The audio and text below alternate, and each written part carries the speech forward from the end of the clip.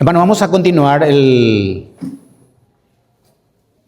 pasaje que estamos estudiando, el capítulo 6 de Lucas, que es un discipulado directo.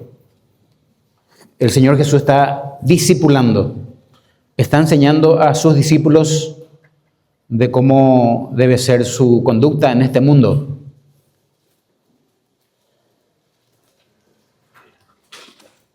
El domingo pasado predicamos algo muy difícil.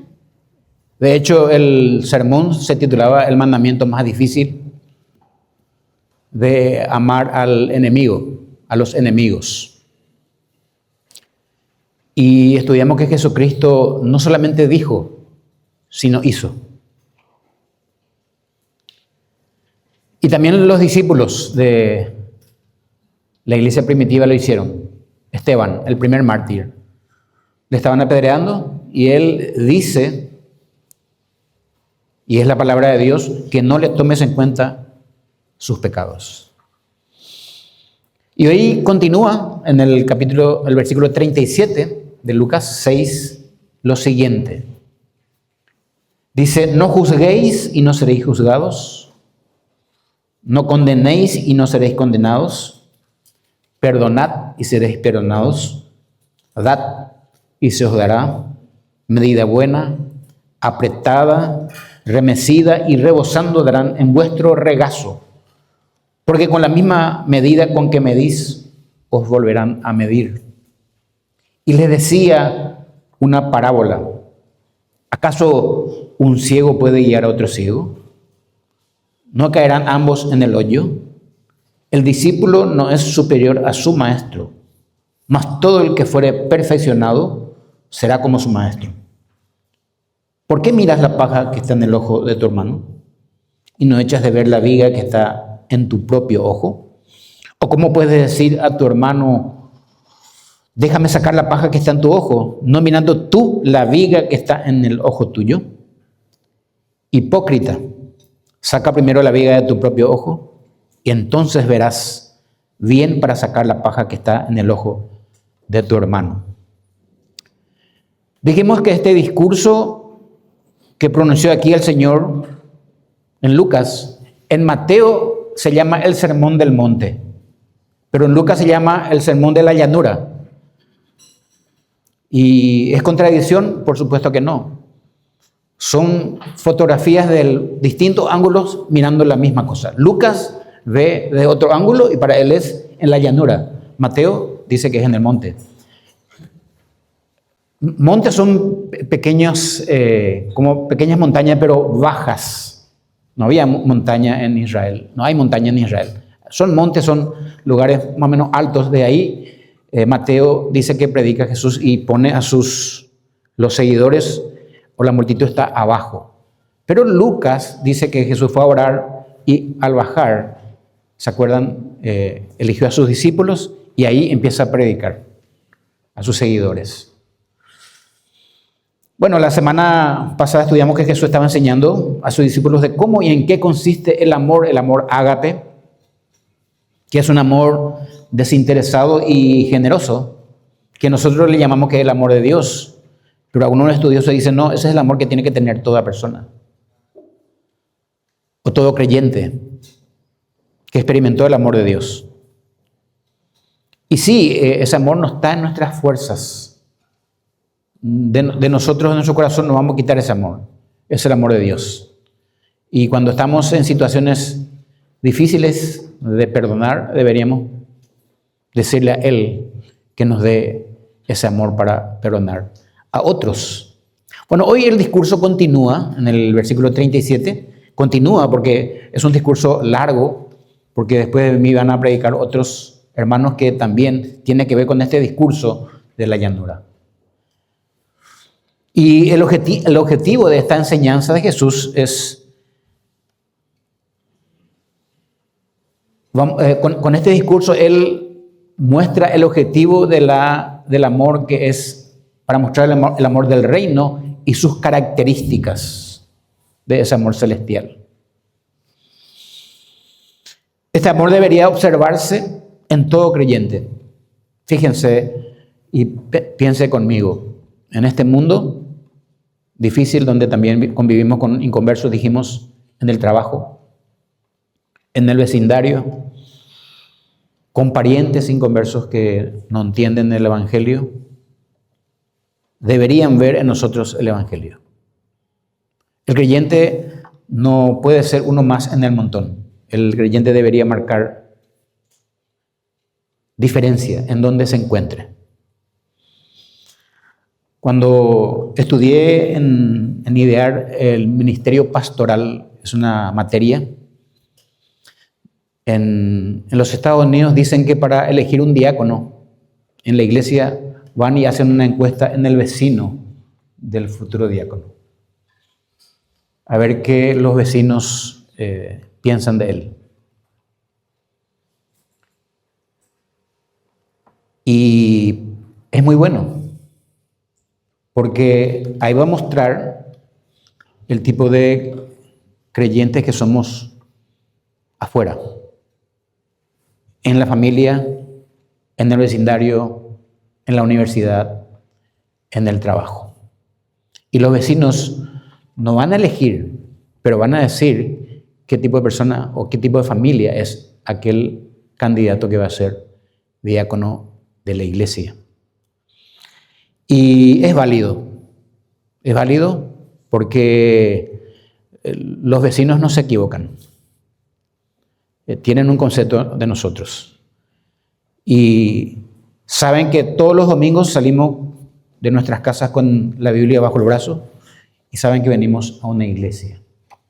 Y ese creyente debe marcar la diferencia en cualquier parte, en todo lugar donde le toque vivir.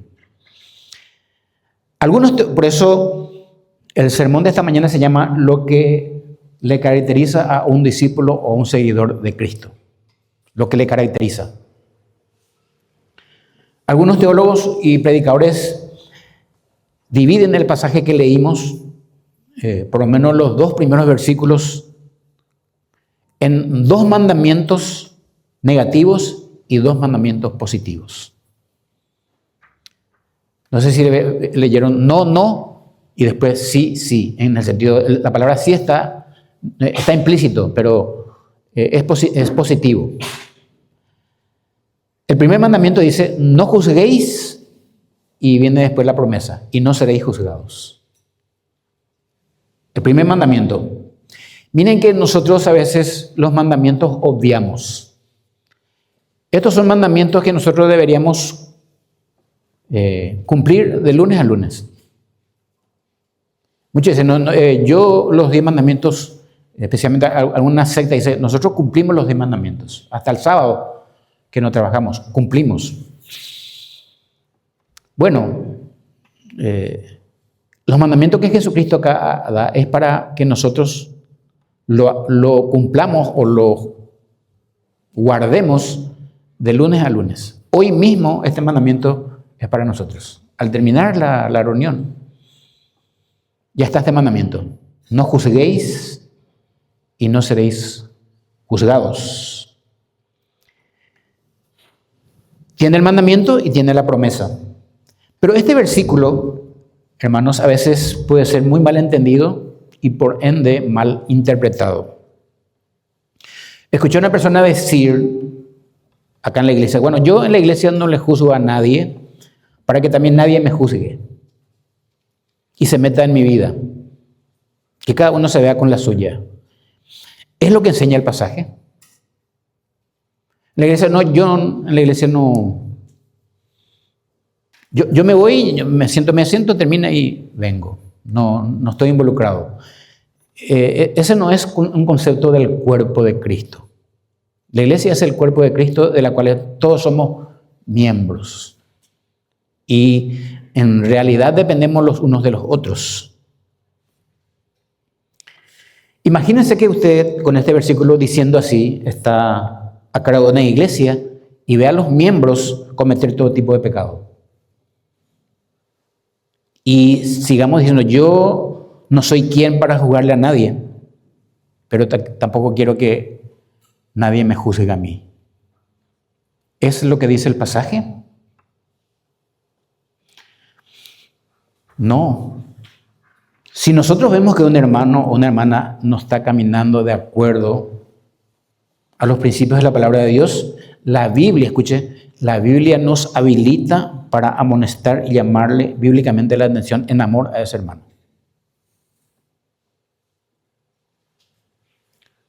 Por celo a la Biblia y al cuerpo de Cristo. Te tiene que interesar porque forma parte del cuerpo. Somos miembros, dice la Biblia, los unos de los otros. Nos necesitamos y dependemos unos de otros. La idea del cuerpo es que sus miembros sean maduros, el ideal de una iglesia, y se cuiden unos a otros y se exhorten unos a otros en amor bíblicamente. Esa es la meta de una iglesia, que todos sus miembros no sean dependientes solamente de los pastores, sino que maduren y se exhorten unos a otros y se cuiden. No es trabajo solamente de pastores y de diáconos y de líderes, sino de todos los miembros del cuerpo. Por lo menos si uno se considera parte de ella. Si usted revisa el concepto del cuerpo, muy interesante pensar. Si usted ve, yo creo que su dedito del pie vino con usted hoy, ¿verdad? Sí, tuvo que venir. Y el dedito del pie es utilísimo, muy útil. Usted sabe que sirve para equilibrarnos. Y a veces, incluso a la uña del dedito, no le tiene una uña muy chica a veces que no le damos importancia, pero cumple un papel. Tuvo que venir porque es parte del cuerpo. Nosotros hoy nos hemos levantado, nos hemos ido a la ducha a bañarnos y la mano lavó todo el cuerpo. Qué útil es la mano. Bueno, todos los miembros son importantes. Entonces el cuerpo se cuida a sí mismo. Esta es la idea y el concepto del cuerpo. No puede decir, bueno, la mano, no, yo el dedito hoy no voy a limpiar, no me interesa. Es un mal concepto. El cuerpo se cuida a sí mismo, ese es el concepto. La cabeza es Cristo, pero el cuerpo se cuida. Entonces juzgar es correcto. Debería reinar en la iglesia madura la práctica de orar los unos por los otros, cuidarnos los unos por los otros, exhortarnos los unos a los otros en amor. Es la idea.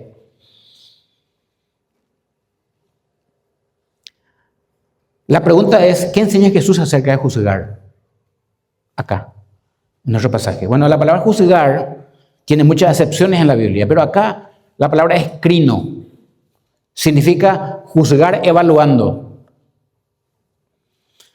Es decir, la palabra de Dios no nos impide que evaluemos la vida espiritual de los hermanos, porque el hermano me tiene que interesar a mí. Hace poco hablé con una persona y le dice, ¿te acuerdas de fulano? Tal persona. ¿Y quién es? ¿Y no le conoces? Le escribí las características de la persona y se suele sentar en tal parte. Viste que nosotros tenemos nuestros lugares. Y dice, no, la verdad que no le conozco. ¿Y vos hace cuánto que está en la iglesia? Hace 5 años. 5 años. ¿Qué hiciste en 5 años? ¿No te importa tus hermanos? ¿No te importa parte de tu cuerpo, que son tus hermanos? ¿Hasta qué punto estás involucrado en el cuerpo de Cristo? ¿Te interesa lo que parte de tu cuerpo hace o no hace? Miren que la palabra acá juzgar es evaluar y exhortarle en amor. Si ustedes me ven a mí, que yo estoy haciendo mal cosas, deberían acercarse y decirme cosas en amor. Mira, pastor, vos estás haciendo esto. Y la Biblia dice esto, en amor. Y probablemente voy a tener que tragar el sapo, humillarme y entender lo que me están diciendo y tratar de cambiar. si es que estoy haciendo algo incorrectamente. Todos, o sea, el cristiano no debe pasar las cosas así nomás. Debe filtrarlos por medio de la palabra de Dios. Los pastores constantemente estamos vigilando y evaluando cómo está la situación espiritual de la iglesia o de los miembros. Pero no es solamente nuestra responsabilidad. Nosotros no vemos todo. Pero si alguien ve a un hermano, dice la Biblia, acercarse y decirle, mira, bíblicamente esto no está bien. No te veo más por la iglesia. ¿Qué pasó? ¿Te puedo ayudar en algo?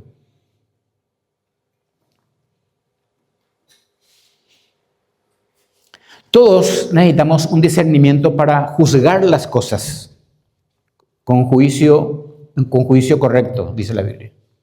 Con un justo juicio. Esta es la meta. Pero tenemos que conocer la Escritura y discernir lo que está pasando alrededor nuestro. ¿Saben cómo, hermanos? ¿Cómo lo haríamos en nuestra propia familia? Nosotros decimos que somos una familia acá, y somos. Pero cuando nuestros hijos se están comportando de una manera que no es propia, enseguida actuamos.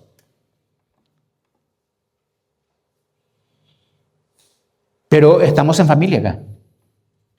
Y debería importarnos nuestros hermanos. Tenemos que tener discernimiento para juzgar las instituciones, lo que está pasando alrededor. El cristiano es una persona con juicio, conoce la Escritura. Bueno, Lucas mismo después, hermanos, en unos versículos está diciendo lo siguiente. Usted ve ahí, Lucas 6, 43 a 44, dice algo interesante, la palabra de Dios. Dice Jesucristo, no es buen árbol el que da malos frutos, ni árbol malo el que da buen fruto. Porque cada árbol se conoce por su fruto. Porque no se cosechan higos de los espinos, ni de las zarzas se vendimian uvas. Esto es Jesucristo juzgando. Para decir que, para hablar de un fruto, Él está juzgando. Está valorando algo. Fruto de un juicio. ¿Y cómo se recién Él dijo, no juzguéis? ¿Se dan cuenta? Jesucristo está hablándole a toda la gente, a una multitud. En la multitud había creyentes y no creyentes. Y le está diciendo a los discípulos cómo tiene que ser con los inconversos.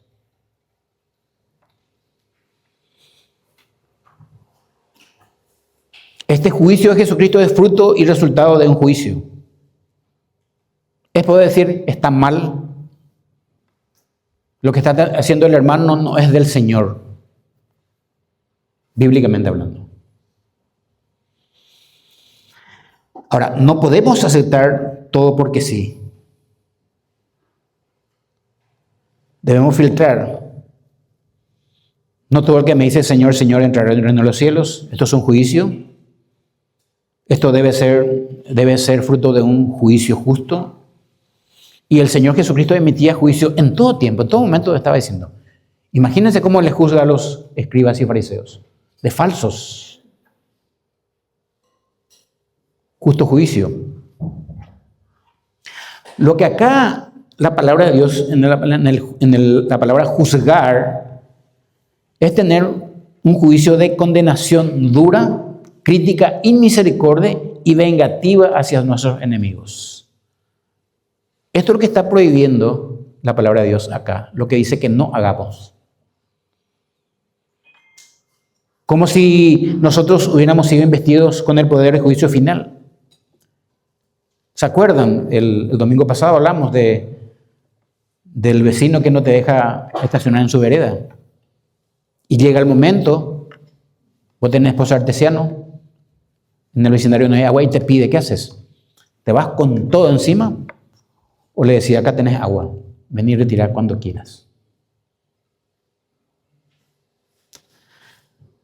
Parafraseando, acá la palabra no juzgar es lo siguiente: no te conviertas en juez injusto de los demás. Y entonces Dios no te va a juzgar a vos en esta vida. Y hermanos, muchos estudiosos dicen que no te va a juzgar a vos.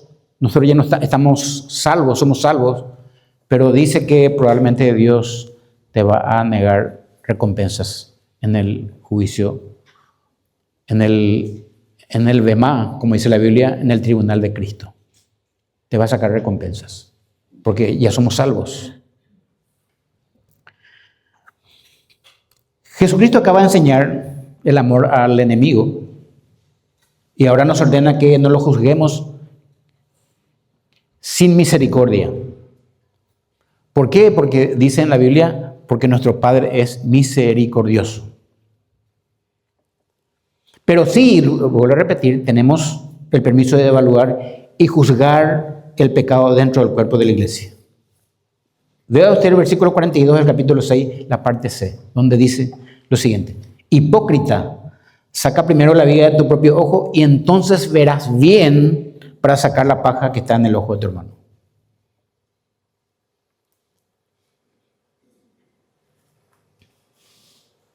Vamos a ver algunos ejemplos de juicio que el apóstol Pablo realizó, por ejemplo, en la iglesia de Corinto, cuando se enteró de algunos pecados que estaban practicando en la iglesia. Juzgar evaluando, ¿se acuerda? Dice 1 Corintios 5:5, les leo. Hoy leyó nuestro hermano parte de ella. El tal sea entregado a Satanás para destrucción de la carne, a fin de que el espíritu sea salvo en el día del Señor Jesús. Está hablando de un creyente que tenía una mala conducta. Estaba cometiendo incesto. Dice que este miembro de la iglesia de Corinto estaba teniendo relaciones con su madrastra. No dice la Biblia si ya se dejó de su padre, pero de su madrastra, y están en la cena del Señor. Y los corintios, como si nada pasase, están todos juntos, tranquilos, con ese pecado. Y Pablo dice, esa persona que está ahí, más tarde dice, quiten a ese perverso de entre ustedes. Juicio para los de adentro. Pero los que están fuera, dice la Biblia, Dios los juzgará. Nosotros no. Nosotros no. Este contexto de 1 Corintios 5:5 es, como dije, este hombre que estaba cometiendo incesto y Pablo es duro con él. Escribe que le diga y le dice a los corintios, quítenle a ese perverso de medio de ustedes. Y en 1 Corintios 5:11 dice más. Les leo. Más bien, dice Pablo, os escribí que no os juntéis con ninguno que llamándose hermano, acá está, dentro de la iglesia, fuera fornicario, o avaro, o idólatra, o maldiciente, o borracho, o ladrón. Dice, si dice que es hermano con el tal, ni aún comáis. Porque dice Pablo, ¿qué razón tendría yo para juzgar a los que están afuera, a los que están en el mundo? No juzguéis para no ser juzgados. Pero pregunta Pablo, ¿no juzgáis vosotros a los que están adentro? Evaluando espiritualmente si tu hermano está en qué situación. Porque a los que están fuera, inconversos, Dios los juzgará. No está en tu mano. ¿Se entiende la diferencia? Y Pablo ordena a ese hombre que estaba en la Santa Cena y los corintios ufanados, orgullosos, quiten a ese perverso de entre vosotros. La pregunta de Pablo es que si no había alguien que pueda juzgar los pecados que se habían cometido dentro del cuerpo de Cristo, que es la iglesia. En el auditorio de Jesucristo en la llanura estaban los inconversos, estaban, escuchen, maestros, estaban probablemente fariseos, escribas que estaban escuchándole a él y seguidores de los fariseos. Y a este lado Jesucristo, el maestro, discipulando a sus seguidores. Este es el escenario. Otro pasaje de jugar a los creyentes, por si fuera poco, les leo 1 Timoteo 5:20. Dice Pablo, le dice a Timoteo, a los que persisten en pecar, que ya le habló una, se le habló 2 veces, dice, repréndelos delante de todos, decirle su pecado, para que los demás también teman. No importa quién sea en este pasaje, si es un pastor, persiste en pecar, alguien debería levantarse entre ustedes y decirle al pastor su pecado. Después que ya le he dicho muchas veces. ¿Por qué, hermanos? Porque el pecado es algo serio en la iglesia. En todas partes, pero en la iglesia es serio. Entonces, juzgar, está hablando Jesucristo que no tengamos un juicio para los inconversos. Y misericordia, o enviarlos al infierno. Pero a los que están adentro, tenemos el permiso y habilitación de juzgar en amor espiritualmente. Porque somos miembros los unos de los otros. A mí me tiene que importar mi dedito. De hecho, si se va a golpear, yo quito porque no quiero que se golpee. Actuamos así rápidamente. Deberíamos actuar así en el cuerpo de Cristo. Segunda orden, mandamiento. No condenéis y no seréis condenados. Es similar al primero. No debemos convertirnos en el verdugo de los demás. No debemos tener una vara de medir muy larga con los demás y con nosotros usar una vara medio cortita. Eso es muy fácil hacer, hermanos. Y este pasaje está investido y Jesucristo está hablando de la gracia que el creyente debería mostrar. Tenemos que recordar que nosotros los cristianos, escuchen, sin la gracia de Dios no somos mejor que los demás. No deberíamos considerarnos mejor que los demás los cristianos, porque nos conocemos bien. Escuchen lo que Pablo le escribe a Tito. Dice, porque nosotros también, dice Pablo, le dice a Tito, en otro tiempo éramos insensatos, rebeldes, extraviados, esclavos de concupiscencias y deleites diversos, viviendo en malicia y en envidia, aborrecibles y aborreciéndonos unos a otros. Esta es nuestra historia. De aquí nos quitó Dios. Ahora, eso es muy difícil cuando está el inconverso enfrente de vos, para considerarte vos que también eras igual a él. Es muy difícil. Porque a veces, y muchas veces, no creemos más superiores que los inconversos. Tenemos un espíritu superior. Como el fariseo, ¿se acuerdan? En el templo contra el publicano.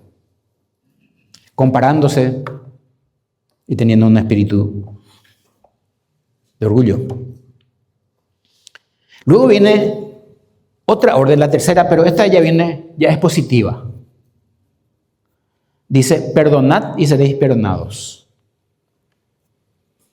Bueno, en realidad, para empezar, nosotros fuimos perdonados por el Señor. Ya tenemos la salvación con nosotros. Entonces, ¿qué está hablando? Esta palabra, la palabra perdonad, se suele usar en la Biblia una palabra que es afiemi, pero en esta ocasión la palabra es apolomai, que significa poner o dejar en libertad al otro por obligaciones que esa persona tiene contigo. La palabra apoliomai, que significa dejar o dejar en libertad al otro por obligaciones que tiene contigo. Dejarle ir. Porque a quien nos estamos perdonando le estamos teniendo con nosotros atrapado. Y esto es muy importante, hermanos. En la Biblia, por lo menos en el Nuevo Testamento, perdonar a alguien está muy relacionado con deuda de dinero que alguien tiene contigo. Así se mide el perdón en la Biblia con respecto a perdonar, y está relacionado con dinero. ¿Ustedes se acuerdan de aquella parábola? Y en estos fundamentos, aquella parábola de aquel siervo que fue perdonado con toda su familia por su amo, ¿se acuerdan? Una parábola. Este amo le deja libertad porque antes los pobres estaban con un amo que tenía dinero y si no podía pagar se quedaba preso con el amo. Pero este amo le deja ir a la familia, le perdona al hombre y le deja ir a la familia en libertad. Probablemente le debía mucho dinero y le dice, te dejo en libertad, aunque no puedas pagarme. Le perdonó y resulta que este siervo queda libre. ¿Y qué hace? Se va junto a otro que le debe mucho menos a este amo y le empieza a perseguir por deberle un poquito de dinero. Este siervo termina mal después y le encierran en la cárcel. ¿Se dan cuenta que tiene que ver con el dinero, el tema del perdón? Por eso no hay espacio en el amor del reino para guardar rencor en el creyente o estar amargado. Un hijo de Dios o un seguidor de Cristo no tiene estas características. Muchas personas viven como muertos en vida por no perdonar a los que le ofendieron. Esto incluso ocurre, hermanos, entre parientes de carne y sangre, a veces entre hermanos, y luego esas personas proclaman que son cristianos felices o fieles. Estuve leyendo lo que la falta de perdón realiza en una persona enferma, tiene todo tipo de enfermedades. Es más, el que no perdona está sufriendo más que el que no es perdonado. Tiene problemas físicos y por supuesto espirituales. Perdonad y seréis perdonados. El cristiano es alguien que ha experimentado el amor de Dios y por lo tanto debería perdonar al que le ofende. Esto es prácticamente en la práctica es muy difícil de hacerlo. Pero es el Evangelio. Ustedes saben que el Evangelio, que nuestra falta le fue imputado a Cristo. Nosotros no pudimos pagar nada. El Señor nos perdonó y a nosotros fue imputado la justicia de Cristo. Pero estas cosas no nos vienen cuando tenemos cosas enfrente para perdonar. Sin embargo, los cristianos somos llamados a perdonar. Eso es lo que tiene que caracterizarnos como creyentes. Y esto Lucas quiso mostrar a Teófilo y a su audiencia de así como Jesús perdonó en la cruz a los que le estaban crucificando. Y como dije, Esteban también, el primer mártir, cuando estaba siendo apedreado, dijo, y está escrito en la palabra de Dios, capítulo 7 de Hechos, de que no le tomes en cuenta sus pecados.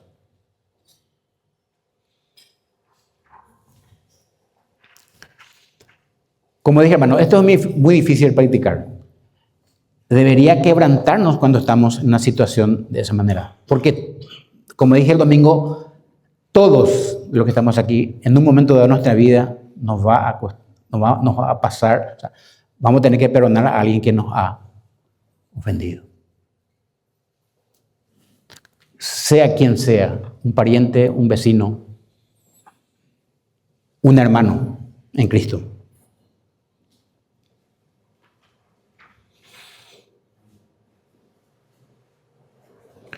Nosotros, Dios nos guarde que en esta iglesia no ocurra algo injusto. Y, por ejemplo, estaba diciendo un pastor que en su iglesia creo que casi ocurrió un abuso de un menor y tuvieron que demandarle a la justicia para no hacerse cómplice de lo que estaba pasando. La justicia tiene que juzgar eso. Probablemente nosotros podemos perdonar al hermano, pero la justicia se encarga de hacer justicia por su lado. Pero nosotros no podemos, tenemos que evaluar cuando estamos pasando situaciones de esa manera. Nosotros no podemos ser cómplices, sino que estamos cubriendo ese pecado. ¿Qué haces cuando alguien sabe que habló de tu persona? Difícil. Pero debemos perdonar. Estamos llamados a eso. El cristiano tiene esa característica. A mí me va a costar que alguien hable mal de mí. Pero Alejandro decía, nosotros los pastores asumimos que ustedes hablan de los pastores. Y tenemos que perdonar.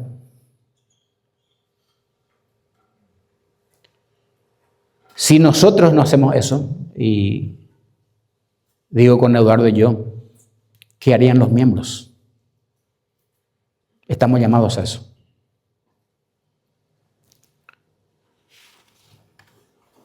Y tiene que ver con el Evangelio. Dios me perdonó a mí un mar de pecados.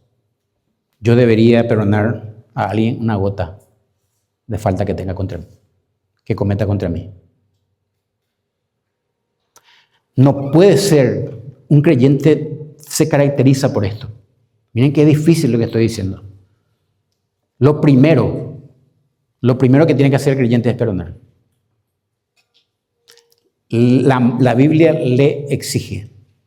Nos exige la Biblia.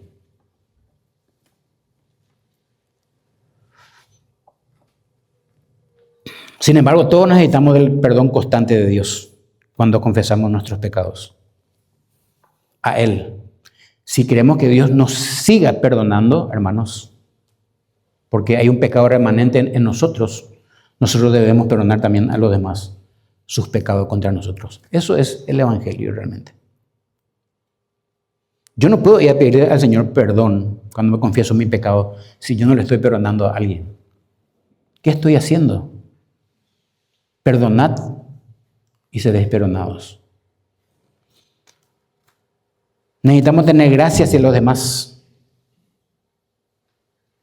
Y no puede ser que siempre que te ofendan un poco, nosotros ya empezamos a quitar nuestra artillería para atacar al que te ofendió. Probablemente tenemos que ver si entendimos la gracia de Dios. Si entendimos la gracia de Dios. Porque ¿qué tal si Dios actuara con nosotros? Así como nosotros estamos actuando con los demás.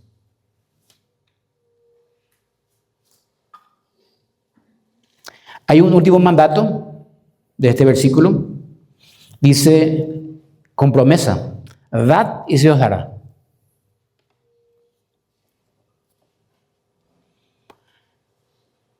La Biblia de las Américas lo traduce de tal manera. Versículo 38 estamos. Dad y os será dado medida buena, apretada, remecida y rebosante, vaciarán en vuestro regazo, porque con la medida con que midáis, os volverán a medir.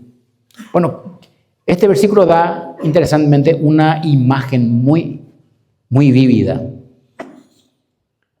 La imagen es de un recipiente para medir, en el cual se aprieta todo el grano posible en una bolsa, luego se sacude para que el grano se asiente y se vierte más hasta que el recipiente rebose. Esto es, dad y se os dará medida buena, apretada, remecida y rebosante. Cuando nosotros estamos cargando basura en una bolsa de plástico, no falta que entre más. Entonces apretamos hasta que entre más y hasta que se llene. Esa es la idea de la palabra remecida. Es cuando se hace saltar la bolsa para que entre más el producto que estamos cargando, o sea, la basura, lo que sea. El texto dice que si damos, se nos devolverá con medida buena, apretada, remecida y rebosante. Dice que luego esa bolsa que fue remecida, rebosante, estamos hablando de los comerciantes de antes, dice que se va a revertir en tu regazo. Y nosotros regazo entendemos por otra cosa, pero la palabra regazo en esta ocasión y en esta época era, ustedes saben, el vestido de la gente con las túnicas tenían un cinturón que cuando vos querés llevar algo que vas a llevar, no había bolsas demasiado, 4.000 años atrás. Entonces vos abrías la ropa y te cargaban todo acá para llevar la cosa que te midieron. Dice la Biblia que así te van a devolver cuando vos diste. Dad y se os dará, apretada, remecida y rebosante, hasta que no entre más en vuestro regazo. Ahora, esta palabra regazo en la Biblia es colpón, habla en el pecho. Acá la gente guardaba mercaderías, dinero, todo llevaba ahí. No había bolsas. Bueno, la pregunta es, ¿quién es que nos dará si nosotros damos? ¿Y qué es lo que tenemos que dar? Bueno, mucha gente, o sea, no hay acá personas que no puedan dar algo de lo que tengan. Hay gente que no tiene dinero para darte, pero estamos llenos de talentos, estamos llenos de cosas que sabemos hacer, hay gente que tiene conocimiento, algo nosotros tenemos que dar. Algo debemos dar, algo podemos dar, y algunos pueden dar mucho. Tienen talentos, tienen tiempo, un montón de cosas. No hay nadie que no pueda dar algo, de eso está hablando. Pero es una cuestión de fe. La pregunta es, ¿será Dios el que nos va a dar o nos va a devolver si damos? ¿Se acuerdan que Jesucristo dijo, al que te pide, dale? Tiene que ver con la generosidad, con la actitud de desprendimiento que tenga una persona hacia otros. Yo no tengo nada que dar a la persona, tenés mucho que dar probablemente. ¿Por qué dice, y se os dará? Ustedes saben que históricamente los judíos en esa época evitaban pronunciar el nombre de Jehová por lo sagrado que era. Entonces, esta palabra traducida al hebreo se hablaba en tercera persona de Dios y decía, se os dará, para no decir, Dios te va a devolver lo que das. Hoy nosotros decimos, Dios te pague, Dios te lo pague, tranquilamente usamos el nombre de Dios. Pero en aquella época no era así. Lo que decía Jesucristo, dad y Dios te va a devolver. Con creces. Pero tenés que dar. Tenés que empezar a dar. ¿Qué? No sé, lo que tengas. Muchos saben matemática. Enseñarle a otro matemática, al que está por rendir. Dale. Conocimiento legal. Alguien te venga y te diga, bueno, tenés que hacer esto y esto, esto. Es una riqueza que estamos recibiendo. Si das, dice la Biblia que vas a recibir. O tal vez está diciendo que Dios te va a dar por medio de otras personas. En nuestra vida de pastores, yo he recibido muchísimo. Mucho, hermanos. Demasiado. He recibido siempre lo que los demás, incluso algo que me estaba faltando. Viene alguien de cualquier parte y te entrega. Y a veces digo, ¿qué es lo que hicimos tanto? Casi nada. Pero Dios te da, te devuelve. Dad y se os dará. Pero tenés que empezar a dar por fe lo que tengas. Acá en la iglesia estamos de diferentes tipos de estratos sociales. Y yo veo en personas, en vidas de personas acá en la iglesia que no necesitan porque dieron siempre. Como que no les falta nada porque fueron desprendidos. Esta es la promesa. Que dieron su vida, que dieron su tiempo por los demás.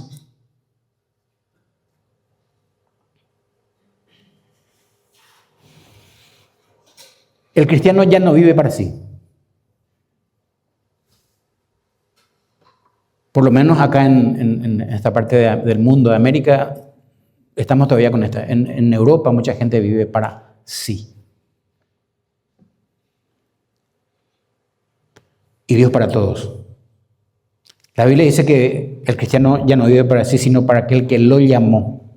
Este es el Señor. Y hermano, esta es la mejor vida, tiene recompensa, aquí y en la tierra venidera.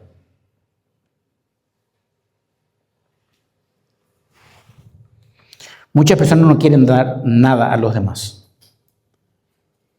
Viven una vida súper egoísta y son infelices. ¿Acaso no dice la Biblia, es mejor dar que recibir?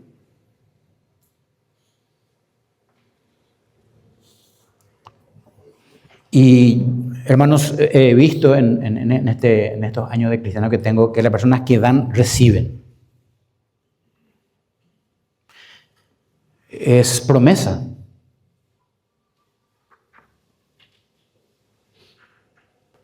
Los proverbios hablan de pasajes de bendiciones para los generosos que dan con sabiduría. La Biblia dice, no te niegues a hacer el bien a quien es debido. Nunca le diga,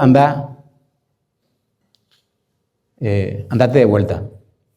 Con sabiduría, y esto quiero decir, muchas veces tenemos que ser sabios a quien damos. El domingo pasado dije que no le dejes a nadie tu dinero. Dale comida. Para no promocionar su vicio. Dice Proverbios 19:17, a Jehová presta el que da al pobre.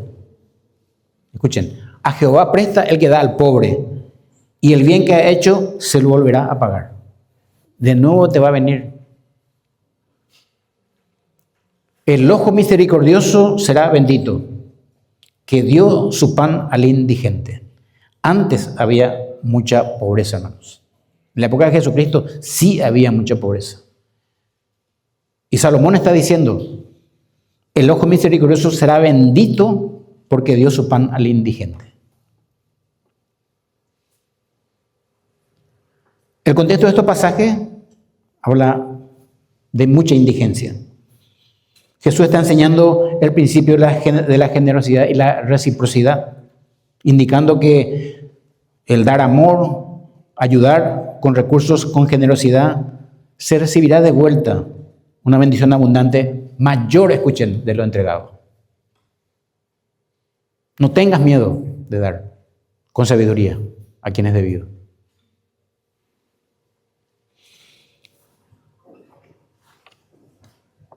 La palabra de Dios nos enseña que vamos a cosechar solamente lo que hemos sembrado. Y nuestro texto termina así, porque con la misma medida con que medís, os volverán a medir.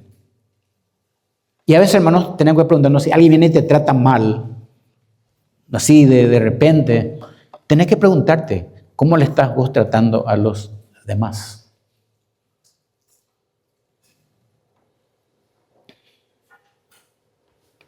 Si tratamos duramente a los demás, debemos esperar también que se nos pague con la misma moneda. Pero quienes tratan amablemente a los demás, pueden esperar que Dios levante para ellos amigos que tienen un trato amable. Miren que el Antiguo Testamento con frecuencia muestra que Dios juzga en el Antiguo Testamento a las personas según sus propias medidas. Dice Isaías 65:7, por vuestras iniquidades y por las iniquidades de vuestros padres, juntamente dice el Señor, porque quemaron incienso en los montes y en las colinas me injuriaron, por lo tanto mediré en su seno su obra pasada. Entonces, no sé si se dan cuenta que estamos leyendo que como los estudiosos de la Biblia dicen que estamos teniendo una lectura espejo. Que lo mismo que hacemos por lo demás es que Dios hará con nosotros. Eso es lo que está enseñando Jesucristo. No juzguéis y no seréis juzgados. No condenéis y no seréis condenados. Perdonad y seréis perdonados. Dad y vas a recibir. De nuevo, en este mundo hostil es difícil esto.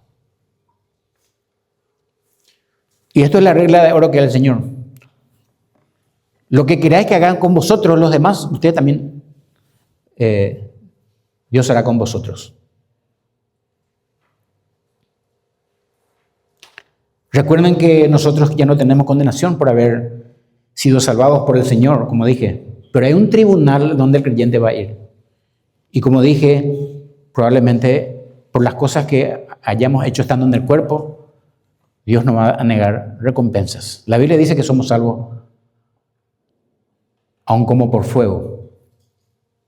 Pero si queremos recompensas, tenemos que ver cómo estamos viviendo la vida de cristianos en esta tierra. Algo dice muy interesante Santiago, en el capítulo 2, versículo 13, dice, porque juicio sin misericordia se hará con aquel que no hiciere misericordia, y la misericordia triunfa sobre el juicio. Vuelvo a leer, muy interesante lo que estamos leyendo, de lo que estamos estudiando. Juicio sin misericordia se hará con aquel que no hiciere misericordia, y la misericordia triunfa sobre el juicio. Versículo 39, sigue Jesucristo y dice algo interesante. Y les decía una parábola, dice nuestro texto. ¿Acaso puede un ciego guiar a otro ciego? ¿No caerán ambos en el hoyo? El discípulo no es superior a su maestro, mas todo el que fuere perfeccionado será como su maestro. Aparentemente Jesús salta a otro tema de lo que venía enseñando. Aparentemente. Sin embargo, todo está muy conectado. Esta parte tenemos que también interpretar según el contexto. No podemos sacar este pasaje y interpretarla de otra manera, sino con el contexto que venía diciendo. Jesús salta a decirles una parábola. Y ustedes saben que la parábola es una comparación para enseñar algo. Una parábola es una historia terrenal con un significado espiritual. Una parábola generalmente tiene solamente una enseñanza. Y Jesucristo quería enseñar algo acá interesantemente. Está enseñando a sus discípulos el Evangelio y ellos están aprendiendo directamente de Jesucristo. Pero Jesús se percata también que en la multitud hay falsos maestros. Están los escribas, están los fariseos, están los que querían juzgarle a él. Y les dice lo siguiente, refiriéndose a estos falsos maestros y sus seguidores. Y a los discípulos que están aprendiendo él, le dice lo siguiente, ¿acaso un ciego puede guiar a otro ciego? Y viene la respuesta, ¿no caerán ambos en el mismo hoyo? Por supuesto. Si una religión te enseña que tu salvación es por obras, entonces te vas directamente en el hoyo, en el infierno. Y Jesucristo le está diciendo a sus discípulos, no sigan a estos falsos maestros. No sigan. Hay un peligro de caer en las manos de estos falsos maestros. Y es obvio la enseñanza. Aquellos que siguen a líderes que no conocen el camino hacia el reino de Dios, nunca llegarán allá.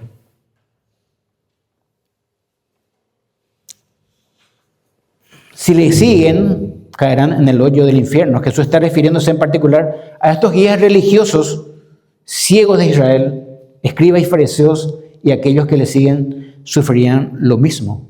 Esta enseñanza es directa y fuerte. Estaban escuchando a Jesús. Por ejemplo, en otra ocasión usó la misma parábola del ciego que guía a ciegos para referirse específicamente a estos maestros. Y dice en Mateo 15:14, dejadlos. Déjenle nomás todavía, son ciegos, guías de ciegos. Y si el ciego guiara al ciego, ambos caerán en el hoyo. Esta expresión dejadlos es, no le hagan caso. Digan lo que digan. No importa que me condenen a mí. Ellos van a caer después. Van a tener su paga. Vemos en la Biblia que Jesús fustigó repetidamente la ceguera espiritual de estos maestros. Pero el asunto no queda ahí. Jesús comienza a juzgar con juicio justo la vida de esos falsos maestros. Y en el 40 dice lo siguiente. Lean en el versículo 40 del capítulo 6. El discípulo no es superior a su maestro, mas el que todo fuere perfeccionado o completado será como su maestro. En la multitud había seguidores, discípulos, aprendices. Estaban los discípulos que eran de Jesucristo y estaban los discípulos que estaban siguiendo a estos falsos maestros. Ustedes saben que la meta de todo discípulo es llegar a ser como su maestro o a ser un maestro. Por tanto, Jesús le está diciendo, ustedes juzguen qué tipo de maestros existen. Están los verdaderos maestros y los falsos que le van a dirigir a un hoyo porque es ciego. Ya que un maestro falso no puede impartir conocimiento que no tiene, y los falsos maestros ni vienen de Dios, ni conocen el camino de Dios, no pueden llevar a personas a Él. Y eso es lo que está enfatizando Jesús a sus discípulos. Un discípulo que sigue una religión con maestros falsos no va a llegar a conocer la verdad, nunca.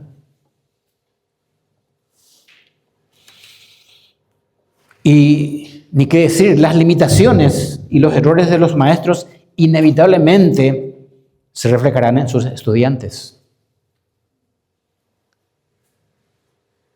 Por eso siempre estamos diciendo que hay mucha responsabilidad de aquellos que subimos al púlpito a enseñar la palabra de Dios. Porque si nosotros no estamos enseñando bien la palabra de Dios, ¿qué serán y qué aprenderán los que están en el auditorio o los miembros de la iglesia? Si nosotros no adquirimos conocimiento del Señor, de la Biblia, tampoco ustedes lo van a conocer. Hay demasiada responsabilidad. Necesitamos nosotros, los maestros, los que enseñamos a estudiar profundamente las Escrituras. Necesitamos para enseñar correctamente. Y eso es mucho trabajo, mucha dedicación, mucho esfuerzo para alimentarles a ustedes. Y necesitamos la oración de ustedes.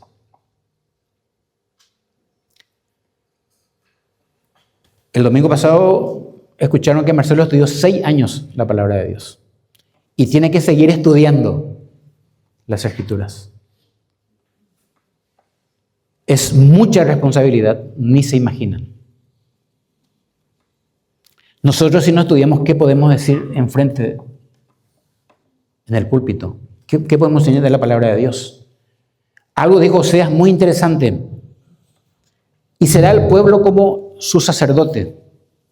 Le castigaré por su conducta y le pagaré conforme a sus obras. Si nosotros no hacemos esto que estamos enseñando hoy, no juzguéis, no condenéis, perdonad, y si no damos lo que estamos enfrente, ¿qué serán nuestros miembros? Porque los miembros son el reflejo, tiene que ser de la palabra de Dios, pero son de sus pastores. Si yo y Eduardo practicamos la división acá entre nosotros y no nos queremos, no nos preferimos, ¿qué serán de los miembros? ¿Se dan cuenta? ¿Se dan cuenta?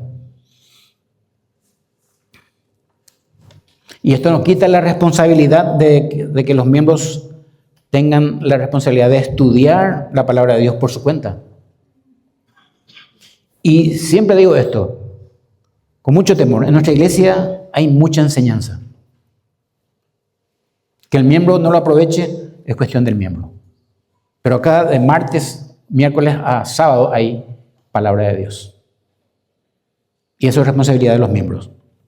Acá el Señor está hablando de los falsos maestros de Israel de aquella época, y la parábola termina así, hasta con una anécdota, hasta que si se quiere humorística. ¿Saben la parábola, verdad? ¿Por qué miras la paja que está en el ojo de tu hermano? Esta parábola usa cualquiera. Hasta los inconversos usan. Hace poco escuché que un senador habló de esta parábola. Solamente al revés, ¿verdad? Pero citó la parábola. Pero esta parábola tenemos que interpretarla de acuerdo al contexto. Y Jesucristo aplica esta parábola a los falsos maestros. Pero con una enseñanza profunda se suele utilizar, como dije, esta palabra para enfatizar la hipocresía. Porque dice, ¿por qué miras la paja que está en el ojo de tu hermano y no echas de ver la viga que está en tu propio ojo? ¿O cómo puedes decir a tu hermano, hermano, déjame sacar la paja que está en tu ojo, no mirando tú la viga que está en el ojo tuyo? Hipócrita, saca primero la viga que está en tu propio ojo y entonces verás la paja, verás bien para sacar la paja que está en el ojo de tu hermano. ¿Qué quiso decir Jesucristo de esto? Estando los falsos maestros. Bueno, Jesús se está dirigiendo a los fariseos, que eran los maestros, que estaban captando discípulos y seguidores, y Jesús lanza la advertencia y está diciendo, no le sigan a estos. No le sigan a estos. Estos, dice el pastor MacArthur, además de ser espiritualmente ciegos e ignorantes de la verdad divina, también les falta integridad. Son hipócritas. Presumen de poder ofrecer a los demás la respuesta a sus preguntas espirituales, pero están vacíos de la verdad, incluso para sí mismos. Con esta parábola Jesús está enseñando que un falso maestro, como dice esta parábola, parafraseando, ¿cómo puede decirle, le dice a estos maestros, cómo puede decirles a otros que se quite la paja que hay en su ojo si tú tienes una madera en la tuya? ¿Con qué autoridad dices lo que dices? Está diciendo Jesucristo con esta parábola. ¿Con qué autoridad, si vos no lo conoces a Dios? Sos un falso.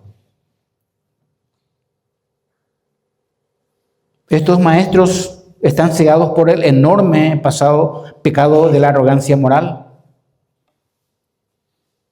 Los falsos maestros no están en posición de tratar con los pecados menores de otros. No pueden vencer sus propios pecados, ya que la falsa religión no puede refrenar la carne. El apóstol Pablo escribió esto a la iglesia de Roma, a los judíos que confiaban en su propia justicia y no en la justicia de Cristo, ¿se acuerdan? Romanos 2, 19, 20 dice, confías que eres guía de los ciegos, luz de los que están en tinieblas e instructor de los indoctos. Y Pablo dice, juzgas a los otros y tú haces lo mismo. Esto es fuerte. Es lo que Jesucristo le dijo a los fariseos. Juzgas a los otros y tú haces lo mismo. Pero Jesús le termina diciendo con mucha mordaz Jesucristo cuando habla de esta manera. Hipócrita, le dice a los maestros falsos, saca primero la viga de tu propio ojo y entonces verás bien para sacar la paja que está en el ojo de tu hermano. Saca primero. Convertite. Conocerle a Dios primero, le dice el falso maestro, para que pueda decirle a tu hermano, saca la paja que está en su ojo. Una y otra vez el Señor denunció a estos dirigentes como hipócritas, que por fuera se muestran justos a los hombres, pero por dentro están llenos de hipocresía e iniquidad.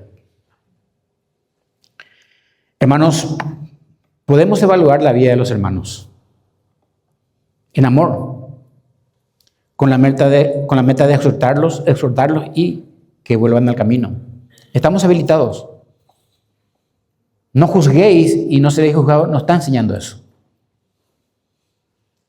Está enseñando que no tengamos un juicio y misericordia con los que están fuera, en el mundo. Lo que no podemos condenar sin misericordia es a los demás. El Señor hizo con nosotros lo que nosotros deberíamos hacer con ellos. Vamos a recoger justamente lo que estamos sembrando. Esto es súper interesante, acá, en la tierra. Cada creyente debe evaluar qué tipo de enseñanza está recibiendo de la palabra de Dios, de sus maestros. Juzguen ustedes. ¿Qué tipo de enseñanza están recibiendo de la palabra de Dios en la iglesia? Y evaluar. Vamos a orar. Gracias, Padre, por esta hermosa mañana.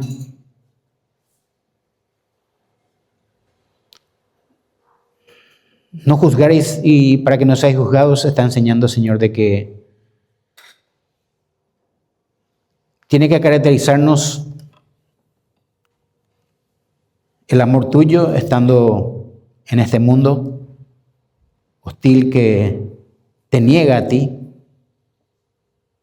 Y nosotros como creyentes tenemos responsabilidades de mostrar tu nombre, Señor, de mostrar tus caracteres en nosotros. Estamos llamados a eso y estamos de examen todos los días de nuestra vida,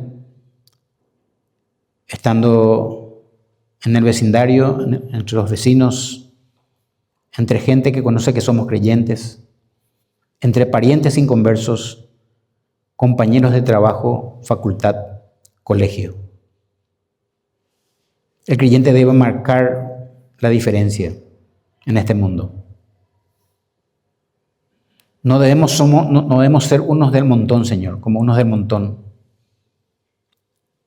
La Biblia nos llama y nos da responsabilidades para mostrar el Evangelio.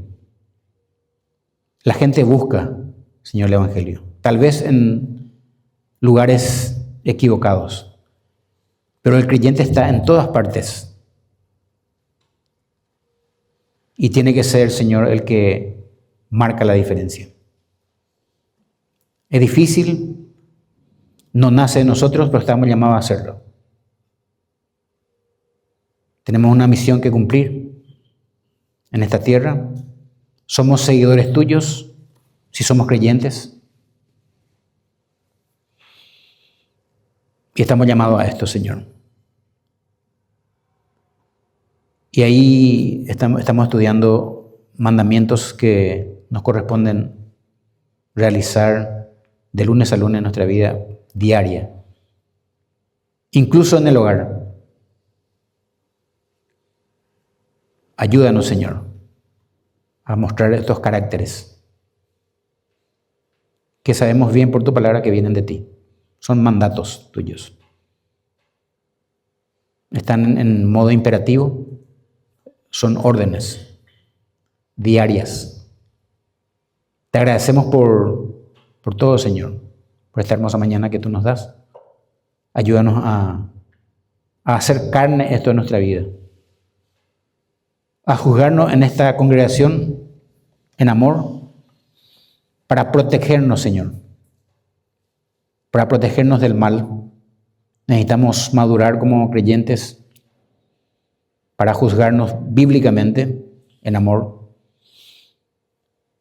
para que la Iglesia Bíblica de la Gracia crezca,